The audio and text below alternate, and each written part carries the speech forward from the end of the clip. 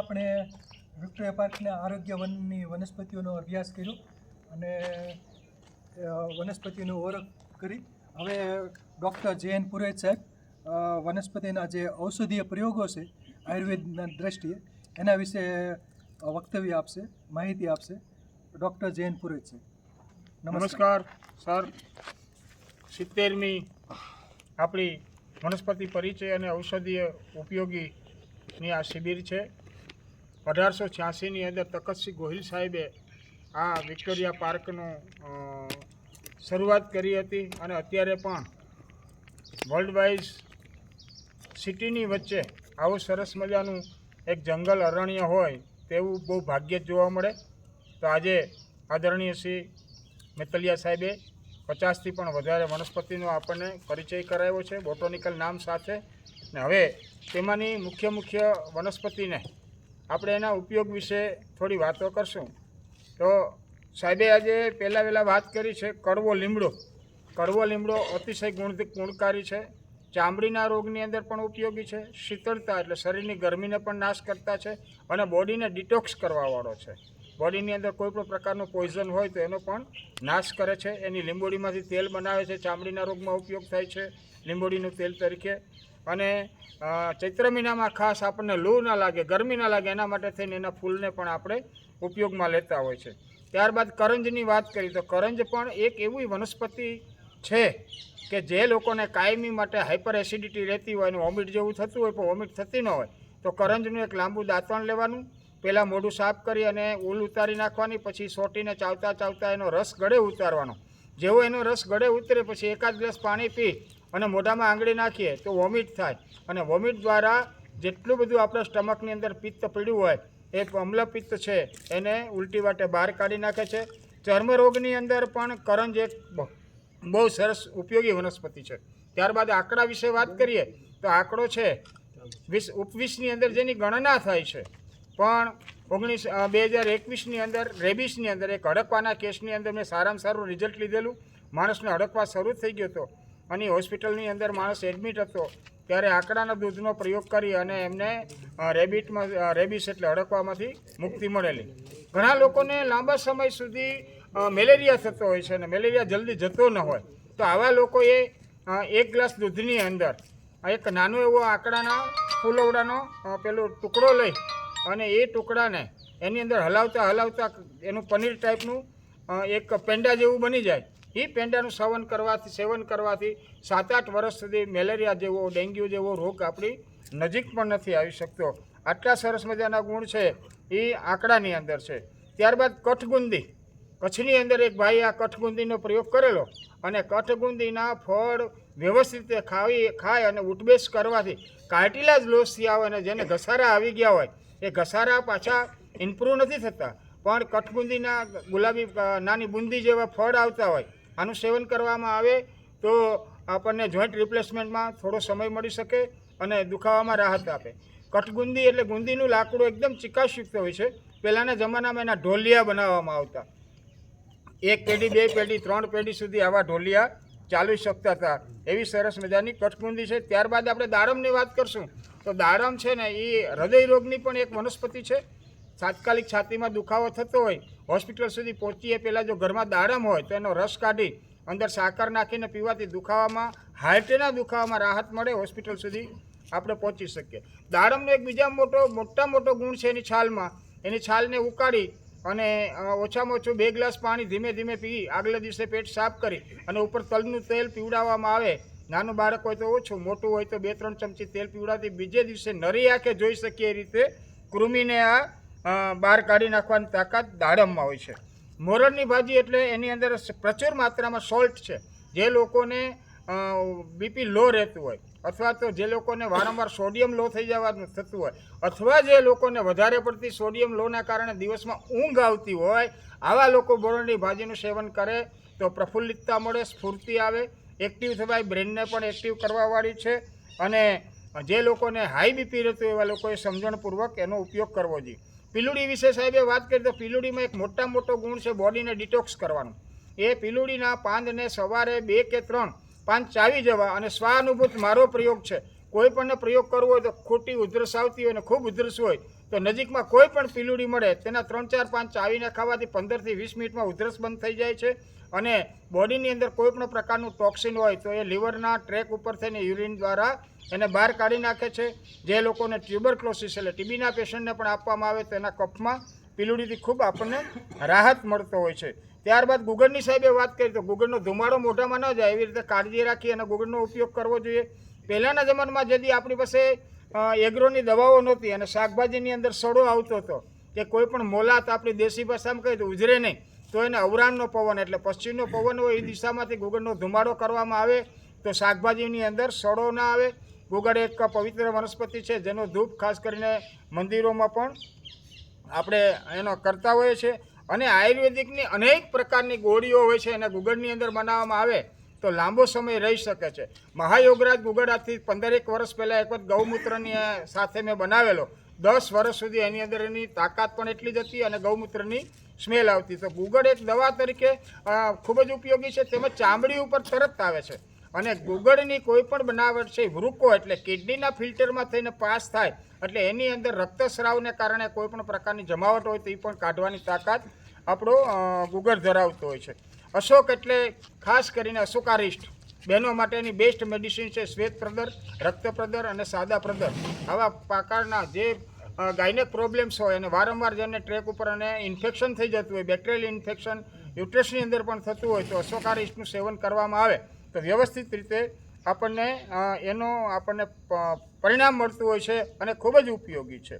શિવલિંગી એક એવી વસ્તુ છે કે પુત્ર પ્રાપ્તિ માટે થઈને પહેલાંના જમાનામાં અને આજની તારીખની અંદર શિવલિંગી, પારસ પીપળાના બીજ અને પલાશ એટલે ખાખરાના બીજ અને ત્રીજા દિવસે એમસીના દિવસને ત્રીજા દિવસે સુધી 2 દિવસ પલાળી છાલ કાઢીને એનું સેવન કરવામાં આવે તો ગર્ભપ્રદ છે અને ઘણા બધા ઇન્ફર્ટિલિટીના પ્રોબ્લેમ્સવાળા લોકોને આ પ્રયોગ મેં આપેલો અને ઘણાને એમાં સફળતા મળી છે. અરડુસી છે એ ટર્પ વસાકા પણ કહેવામાં આવે છે. ઘણા બધા કંપનીઓ આજે એનો સિરપ બનાવે છે. કફને સહેલાઈથી બહાર કાઢે છે અને બેક્ટેરિયલ ઇન્ફેક્શનનો નાશ કરવાવાળી અરડુસી છે. અસ્થમેટિક બ્રોન્કાઇટિસ જેને રક્તવાત જે મોઢામાંથી લોહીની ઉલટીઓ થતી હોય આવા લોકો માટે પણ અરડુસીનો ઉપયોગ ખૂબ સરસ મજે કરવામાં આવતો હતો.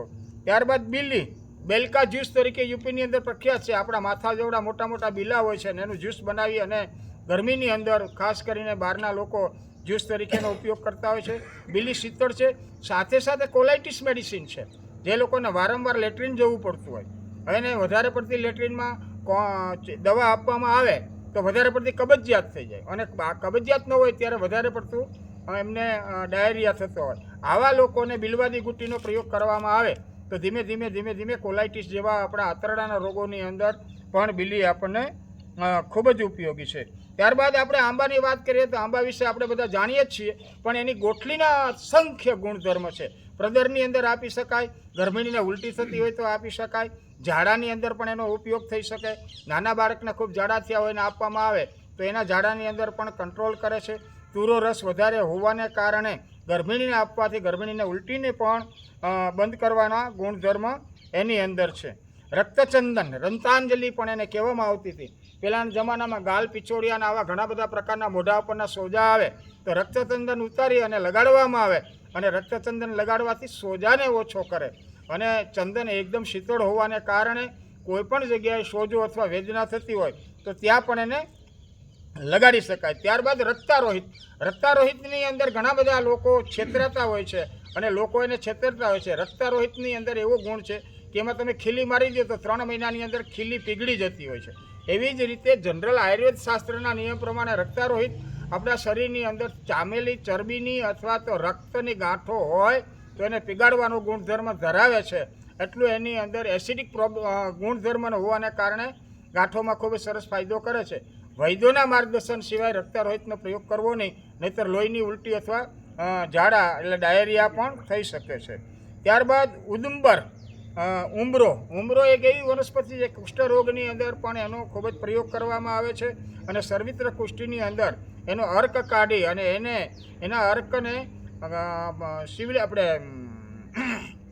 જ્યોતિષમતીના તેલમાં આદુ અને થોડુંક તલનું તેલ સિદ્ધ કરી અને એની અંદર ઉદુંબરનો રસ બાળી અને સિદ્ધ કરી એની તેલ લગાડવામાં આવે તો સફેદ કુષ્ઠના ડાઘની અંદર બહુ જલ્દી પરિણામ પ્રાપ્ત થતું હોય છે.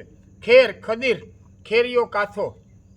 બીજી તો સાહેબે વાત કરી છે, પણ ખેરિયો કાથો એક એવી વનસ્પતિ છે કે કોઈ પણ વસ્તુના પ્રયોગ બાદ પણ ડાયરિયા બંધ ન થતા હોય તો ખેરિયો કાથો પીવડાવવામાં આવે તો તાત્કાલિક 10 થી 15 મિનિટની અંદર ડિહાઇડ્રેશનને પણ રોકે છે અને માણસને તાત્કાલિક ડાયરિયામાંથી મુક્ત કરે છે. પછી શાક, સીસમ ને સોનું કોઈ દી ન થાય જૂનું. શાકની અંદર એવી તાકાત છે કે આનું લાકડું એટલું મજબૂત છે કે એમાં ક્યારેય સડો પડતો નથી. સીસમના પાનનો અત્યારે નવા પ્રયોગ પ્રમાણે ખૂબ જ સરસ રીતે આપણે એનો ઘણા બધા લોકો કેન્સરમાં ઉપયોગ કરે છે, પણ બધાને રિઝલ્ટ પ્રાપ્ત થતું નથી. ત્યારબાદ હાડ સાકરની વાત કરીએ. હાડાસંધિ, ગળો, અશ્વગંધા, હાડ સાકર આ 3 વસ્તુનું મિશ્રણ કરે અને એમાં 52ના બી નાખી અને સંભાગ બધી વસ્તુ લઈ હાડ સાકર સિદ્ધ કરી અને આનો પ્રયોગ કરવામાં આવે તો કોઈ પણ પ્રકારના સાંધાના દુખાવામાં 3 દિવસમાં સરસ મજાનું પરિણામ મળે છે અને ખૂબ જ આચાર્ય વનસ્પતિ ઉપયોગી છે. આની કેપ્સ્યુલ બનાવી હતી આપણા જ આ ગિરનારી મંડળના ગ્રુપને શરૂઆતની અંદર ડૉક્ટર રાજેશ ગોહેલને આ પ્રયોગ આપેલો. એમણે રાજકોટની અંદર શરૂઆત કરી હતી અને ત્યારે ઓર્થોપેડિક ડૉક્ટરો એવું કહેતા હતા કે આ કેપ્સ્યુલ અમને જ આપજો. આટલી સરસ મજાનું રિઝલ્ટ એટલે હાડ સંધિની સાથે અમુક વસ્તુ આવે છે. ત્યારબાદ ખાખરો. ખાખરાની પાતરમાં આપણે પહેલાં જમતા હતા. કારણ કે ખાખરો છે એની અંદર તમે ગરમ વસ્તુ મૂકો એટલે એનો રસ છે એ આપણા ખોરાકની અંદર આવી જાય. તો ખાસ કરીને પહેલાંના જમાનામાં મિષ્ટાન વધારે ખવાતું અને મિષ્ટાનને કારણે કૃમિ ન થાય એટલા માટે એનો ઉપયોગ કરવામાં આવતો હતો. ખાખરાનો અર્ક કાઢવામાં આવે. 5 ગ્રામ અર્કની અંદર 100 ગ્રામ આપણે ગુલાબજળ નાખી અને એના ડ્રોપ બનાવી અને આંખમાં નિયમિત નાખવાથી આંખના ચશ્માના નંબરમાં ખૂબ સરસ મજાનો ખાખરો ફાયદો કરતો હોય છે. બીજી છે આપણે હમણાં જ વાત કરી પુત્ર જીવંતિકાની, એની અંદર પણ ખાખરાનું બી, પારસ પીપળાનું બી અને શિવલિંગી સાથે એ પણ ગર્ભપ્રદ માટે ખૂબ સારામાં સારી વનસ્પતિ છે. ઉતાસણી ઉપર ખાખરાના કેસુડાના ફૂલથી બધા જ આપણે સ્નાન કરતા. એટલે ઉતાસણી એટલે ગરમીની મોસમની અંદર શીતળતા મળે અને ચામડીના રોગ ન થાય એમાં પણ ખાખરો આપણા માટે ખૂબ જ ઉપયોગી હતો. પછી કાંટારો શીમડો. શીમડાની અંદર એવો ગુણ છે કે એની છાલ અને અર્જુન છાલ આ બેને સંભાગ લઈ અને 1 ચમચી લેવામાં તો 3 મહિનાની અંદર વેસલ બ્લોકેજ 65 થી 70% હોય તો એમાં ઓપન થઈ શકે. એટલે આપણે જે બાયપાસ કે સ્ટેન્ટ મૂકવાની જરૂર નહીં, પણ ઇમરજન્સી ડૉક્ટરની સારવાર અથવા તો ડૉક્ટરના નિયમ 90% જેને બ્લોકેજ હોય એમણે તાત્કાલિક સ્ટેન્ટ મુકાવવું અથવા બાયપાસ સર્જરી કરાવી. કાનૂની ચેતવણી આપું છું, નહીં તો મૃત્યુ પણ થઈ શકતું હોય છે. એટલે એમાં આપણે એના માટે થઈને સમજણપૂર્વક એનો આપણે પ્રયોગ કરી શકતા હોય છે. લીંબુ એટલે બધાને ખ્યાલ જ છે, લીંબુનો આપણે ખૂબ જ ઉપયોગ કરતા હોય છે.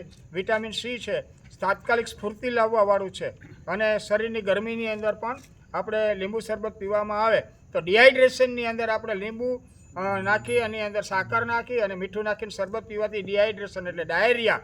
જે લોકોને કોલેરા જેવા ઝાડાને ઉલટી થયા હોય તો લીંબુના રસની અંદર 2 ચમચી કાંદાનો રસ નાખીને એનું 3 વખત સેવન કરે એટલે ઓછામાં ઓછા 20 જ મિનિટની અંદર ડાયરિયા અને વોમિટ બેયને બંધ કરવાની તાકાત આપણા લીંબુની અંદર છે.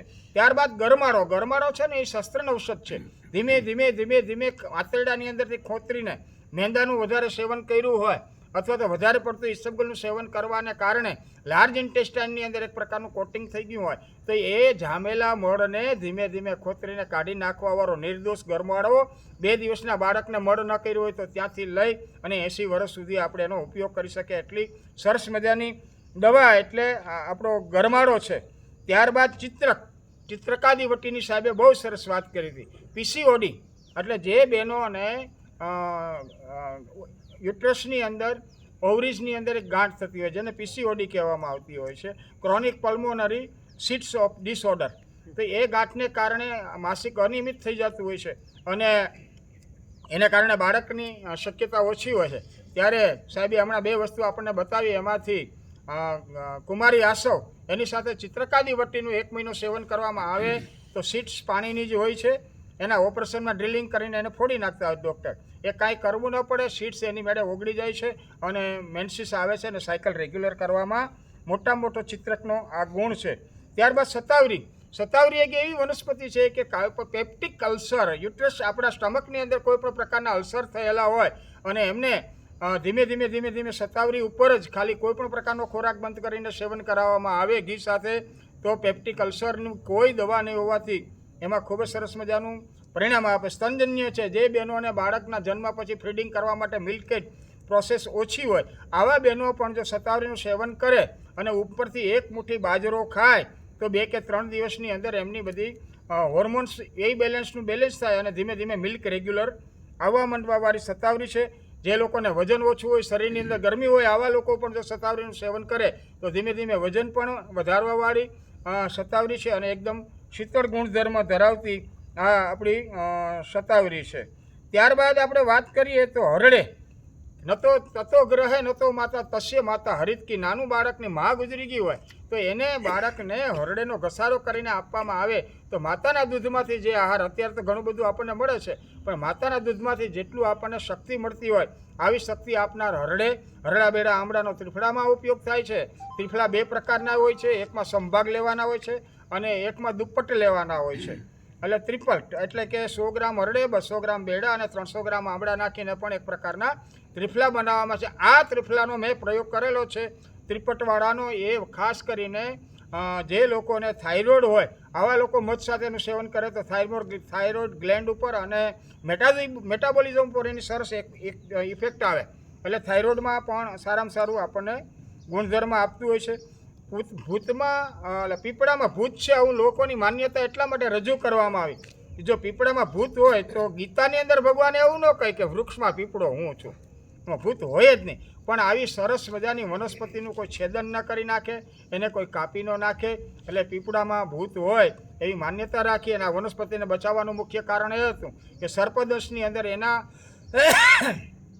ખાલી પાન 2 બાજુના કાનમાં રાખે એટલે ધીમે ધીમે સર્પનું જે વેક્યુમ લાગે બરાબર પકડી રાખવા આપણે, નકર કામના રેટિના ફાઉન્ડેશન બસ્ટ થઈ જાય. તેને પકડી અને ધીમે ધીમે આખા શરીરનું બોડીનું પોઈઝન હોય એ પીપળા દ્વારા બહાર ખેંચી લેવામાં આવે અને એમને પહેલેથી આરટી કરીને ગૌમૂત્ર ઓછામાં ઓછું 1 લીટર એમના સ્ટમકમાં મૂકેલું હોય તો જેવું પોઈઝન નીકળી જાય એટલે ન્યુરોટોક્સિન, એટલે ટોક્સિનનું કાર્ય શું હોય, બ્લડને થિક કરે. બ્લડને થિક કરતું પોઈઝન બહાર નીકળે એટલે બ્લડ પાછું પીગળે એટલે એને આરટી કરીને એની હોજરીમાં ગૌમૂત્ર મૂકેલું હોય, પમ્પિંગ કરે, હાર્ટ ચાલુ થાય, માણસ પાછો જીવતો થાય. આ ગુડ એટલે આપણો પીપળો છે. ત્યારબાદ આંબલી એક એવું વૃક્ષ છે કે આંબલી તાજો આંબલીનો અર્ક કાઢી એટલે કે એને આપણે ઉકાળી અને એનો કાઢો બનાવી એને ભારોભાર ગોળ નાખી નવરાત્રિમાં 9 દિવસ સુધી ફક્ત એ આંબલીના 1 કપ પાણી ઉપર રાખવામાં આવે તો પહેલાં આખા શરીરમાં ખૂબ સોજો આવે, પછી ધીમે ધીમે સોજો ઉતરે અને 9 દિવસની અંદર માણસ સંધિવાત, આમવાત, રક્તવાત અને અસ્થિવાતમાંથી મુક્ત થાય. આવી સરસ આંબલી છે, મળને ખસાડનારી છે, રેચક છે, બીજા ઘણા બધા ગુણ છે. પણ એના ઝાડની અંદર મોટામાં મોટો ગુણ છે કે એની નીચે સૂવામાં આવે તો એની નીચે સૂવાવાળા વ્યક્તિના જોઈન્ટને પાછી પકડી લેતી હોય છે.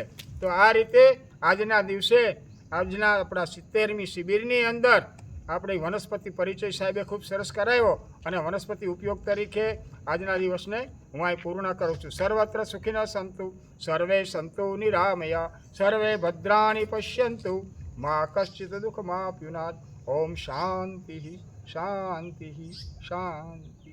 बोलिए धन्वंतरी भगवान की जय.